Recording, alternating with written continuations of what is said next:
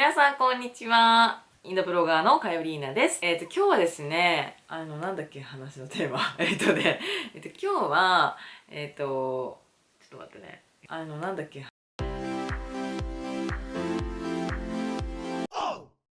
皆さんこんにちは。インドブロガーのかよりーなです。今日はインド人の給与事情ということでお金の話をしてみたいなと思います。お給料の話ですね。日本の人も普通にお給料もらうと思うんですけど、インドの人も普通にお給料もらうんですよ。当たり前なんですけどね。はい。今日はこの給料に関する給料の考え方っていうところでちょっと皆さんとシェアしたいと思います。インドっていうのはね、ちょっとね、先にね説明しておくとね、ちょっと自分の財布からね、インドのルピーのこういうねインドのルピーがインドのね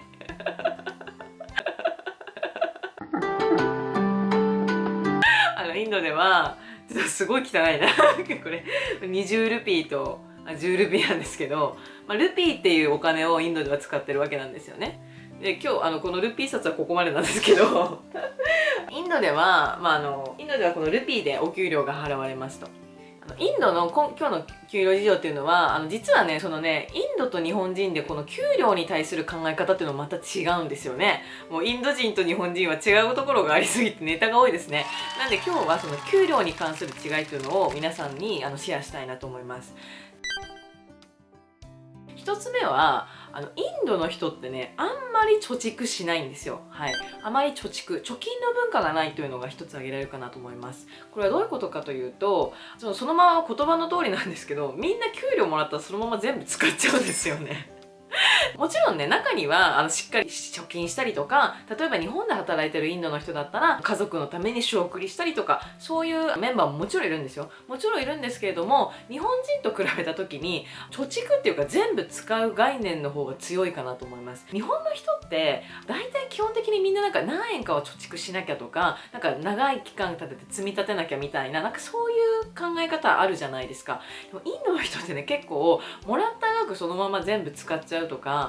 結構そういう気づいたら口座にお金入ってなかったですみたいなこと結構あるんですよね。結婚式のために貯蓄するとか、そういう大きな貯蓄っていうのはもちろん家族でやってたりするんですけど、比較的若い人っていうのはね、結構ねこう散財しがちみたいなのはあるかなと思います。でこれは結構アジアにもある傾向なんですけど、やっぱりそもそももらってる額がそんなに多くないっていう背景もあるんですよね。初任給を比較しても日本だと20万円前後からスタートかなと思うんですけど、インドの人っていうのはね、3万ルピーとかなんで、4万円とか5万円いかないぐらいなんですよ。なんでそもそもが貯蓄するだけの金額が手元に残らないっていうところもあるかと思うんですけど、そういうのも考えてもやっぱり結構使っちゃうっていうのは結構あるかなと思います。2つ目なんですけど、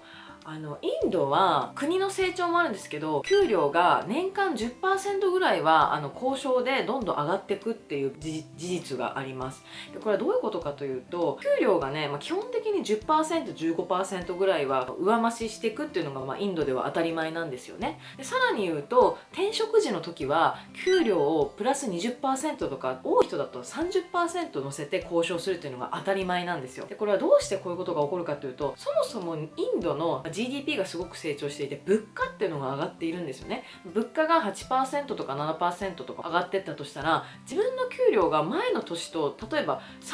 3% とか 4% とかしか上がらなかったら、そもそもがマイナスなわけなんですよね。なのでインドっていうのは 10% とか 15% とか上がるっていうのが当たり前なんですよ。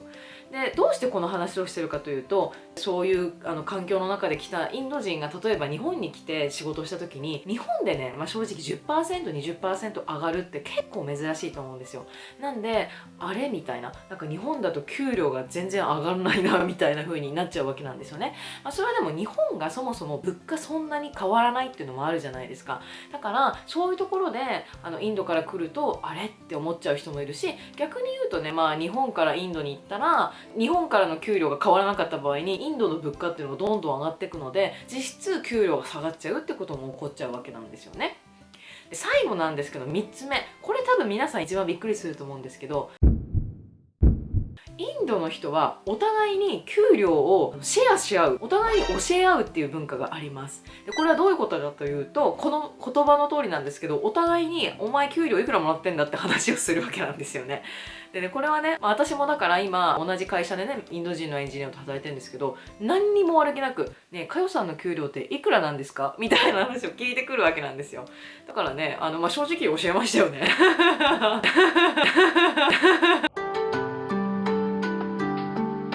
私はね、いくらいくらもらってるよみたいなね。なんでかっていうと、彼らにとってはその文化だからなんですよね。でこれはどうしてこういうことが起こるかっていうと、先ほど言った通り、彼らはその給料が上がっていくっていうのが当たり前だし、例えば転職においては給料を交渉して上げていくっていう交渉をやっていくわけなんですよ。なので自分の給料が相場と比べてどれぐらいかっていうのをちゃんと知っておかないと、自分が他の人よりも安い給料もらってたらダメじゃないですか。嫌じゃないですか。だから彼らは何も悪気なく、他の人と比べて自分の給料ってどれぐらいなんだろうっていうのを確認したいわけなんですよね。で例えば仕事とかで、あいつよりいい成果を出してるのにどうして自分の方が給料低いんだ、自分の給料を上げろみたいなことも普通に言ってくるんですよ。てかこれは全然普通のことなんですよね。なので例えば一緒に働いていて、ねえねえ何々さんの給料っていくらなのみたいな感じで聞かれると、日本の人としては給料聞いてくんのみたいな感じで思うじゃないですか。普通に給料シェアしたりしないですよね、皆さん。もう私はちょっと感覚が鈍ってるので、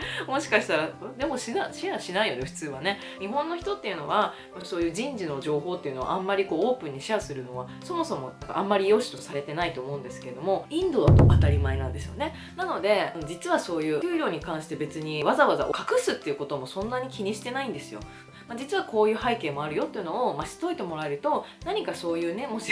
お金の話した時に、そういう話とかもできるかなと思って、で実はねそういう話もありますし、もし私の給与知りたかったら弊社のインド人エンジニアに聞いてもらえると知ってると思いますよ。もちろんね、そういう文化的な背景もあって、そういう会話がインドの中では結構普通に行われるということを今日は皆さんとシェアしました。ということで今日はですね、インド人のお給料事情ということで、お金に対する考え方の違いを皆さんとシェアしてみました。